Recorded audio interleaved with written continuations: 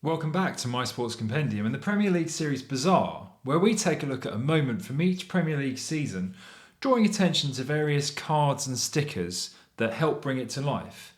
And now we're going to party like it's 1999, the 99-2000 season, the cusp of the new millennium and the season of the Merlin FA Premier League 2000 Millennium Edition sticker collection. In many ways, a similar album to the 6 Merlin Premier League albums that preceded it, with portrait stickers generally having that white border and the typical star player, star signings type insert stickers. There are, however, some really interesting portrait stickers in this set, not least Thierry Henry's, which is his first season at Arsenal, and it's a brilliant image of him showing a reasonably quite young Thierry just smiling at the camera in that classic Arsenal Dreamcast shirt from their 3-year sponsorship with Sega that bridged the new millennium. This one is a PSA 8 and it's just such a good sticker. He does have another sticker in this set which we'll speak about in a little bit, but this one is my favourite. Like I mentioned, PSA 8. Just such a great sticker for Thierry and really captures that moment really. Just late 90s, early 2000s Premier League. And also you can see the background I think really works well with the kit here. And just if we have him there, you can just see that sticker there. And actually the backgrounds are quite cool because you can't even see them necessarily at first, but they all make up the Arsenal crest, and that's how they do for the rest of the album as well. The rest of the portrait stickers follow a similar type pattern, with the exception of Manchester United, who were the reigning champions, the reigning treble champions, I might say, the original treble, the real treble. But yeah, and Manchester United have a gold rim to theirs because of just denoting them as the reigning champions. As you can see, this album is actually incomplete and the Nicky Butt is the only sticker missing, which is actually a reasonably decent tip actually, because sometimes if you're looking for a complete sticker album, you may find that they're really quite expensive, but sometimes you can see, well, if there's only sometimes it's literally like 1 or 2 stickers missing. It's an option sometimes to say like near complete, look for them. And this one only had, I think, 2 stickers missing, David Hopkins from Leeds and Nicky Butt. And I put the Hopkins in, and I'm happy to say we're actually going to complete the album right now. So I got the Nicky Butt sticker, and for that I'm not going to... It's not ASMR. I'm not going to whisper sultrily into the microphone. But I am going to complete the album here. I've made a bit of a pig's ear of this one with the corner. Let's see if we can just get that up. Right. 5-year-old me was probably better at doing this than 34-year-old is me now. But let's pop this in. And there we go. A complete Merlin 2000 Millennium Edition sticker album. But moving away from the portrait stickers, funnily enough, Henry does have another sticker in this set, as I previously mentioned, the new signing sticker. Again, this one actually has that gold rim I was speaking about, but it's back to Manchester United and the subject of their new signing sticker that takes the spotlight in this video. Now, midway through the previous season, as I mentioned, the original treble season, Danish icon Peter Schmeichel had announced that he would be leaving at the end of that season due to no longer being able to handle the rigours of the Premier League and elite level football, with Australian Mark Bosnich, this is Bosnich in the album, but Australian Mark Bosnich arriving from Aston Villa as his anointed successor on a free transfer. However, despite being extremely talented, he was the only player Sir Alex Ferguson signed twice, as he likes to remind many. This was also a Bosnich whom Sir Alex Ferguson later described as a terrible professional. Even just so soon, within the first month of Bosnich's tenure at United, it was clear that he may not be reliable as would have been hoped, with his poor fitness record, and Manchester United scoured Europe to find a new stallion in goal. And they settled on the tracksuited, legginged, jodhpurred, whatever you want to call it, Massimo Taibi, whom is the new signing sticker for Manchester United in the Merlin 2000 Premier League sticker album. Manchester United Italian Stallion. Signed from Italian club Venezia, Taibi was no household name, but at 29 years old was in the prime of his career, and he'd had a solid career in his homeland. He arrived on the 31st of August 1999, and with the other goalkeeper in the squad, Raymond van der Houw, being a loyal servant but never quite good enough to be number one, he was thrust into the starting lineup for a huge match at Anfield against arch-rivals Liverpool, 2 weeks after him joining after the international break on the 11th of September. A real show of faith from Ferguson, and despite a mistake for Liverpool's first goal, he recovered to make some crucial and quite frankly brilliant saves to ensure his team won 3-2, and he was even named man of the match for his efforts. United led 2-0 and 3-1, but most of these saves were at 3-2 with a 10-man United under the cosh due to an Andy Cole red card. Taibi's stock had risen, and he followed this up with another brilliant performance in a 1-1 draw against Wimbledon the following week, again being named man of the match. And it appeared as if a replacement for Schmeichel had been found pretty much immediately.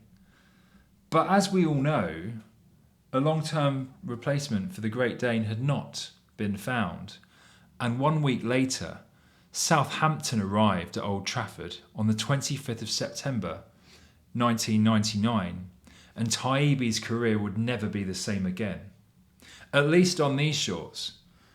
This is a ticket to the match, and 1999-2000 Manchester United tickets are one of the easiest seasons to find, and it's quite unfortunate because these are probably my least favourite Man United tickets for design, as they're quite boring.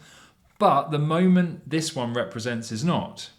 Southampton had arrived at Old Trafford having lost their previous 10 matches at the ground, and although Latvian Marian Pahars had given them an early lead, United roared back with a Teddy Sheringham equaliser, and then just 3 minutes after that, Dwight Yorke scored, and if anything, it was expected that United would really rev it up and record a handsome win.